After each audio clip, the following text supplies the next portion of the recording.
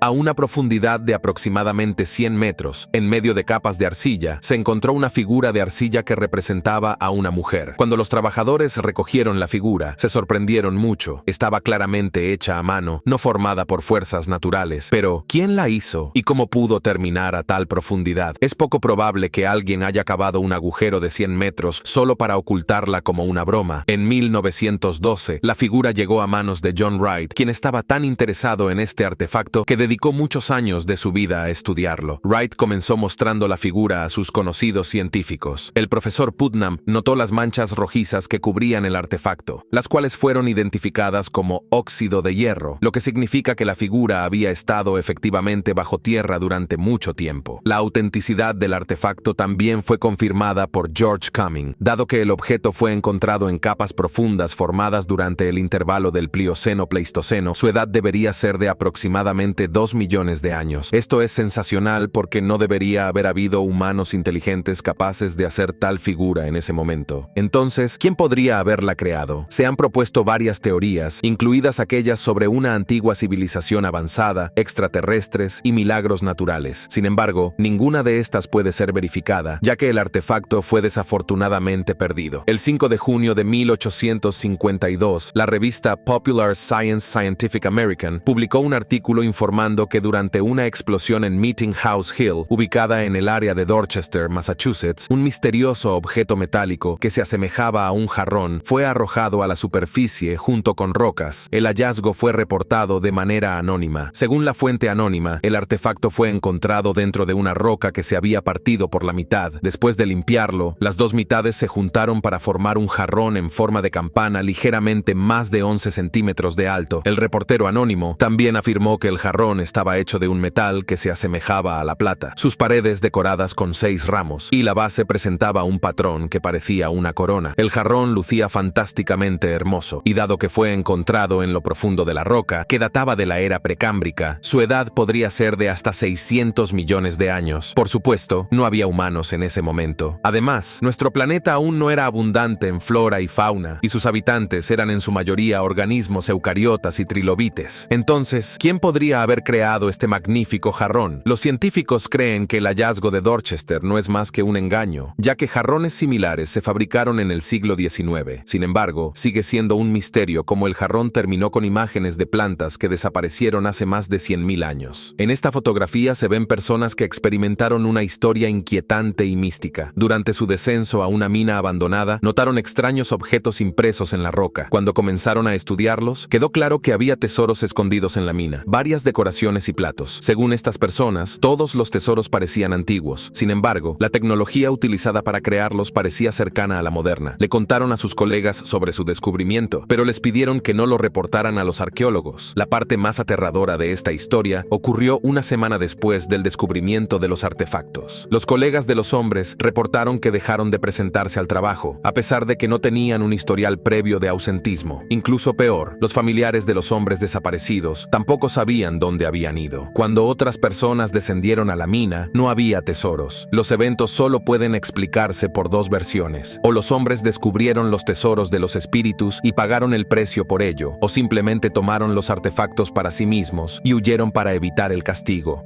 Y eso es todo por ahora. Si disfrutaste este video, por favor no olvides darle me gusta, suscríbete al canal y activa la campana de notificaciones. Tu apoyo es la mejor recompensa para nosotros. Gracias por ver. Nos vemos pronto y no lo olviden, nosotros somos Lo Nunca Contado.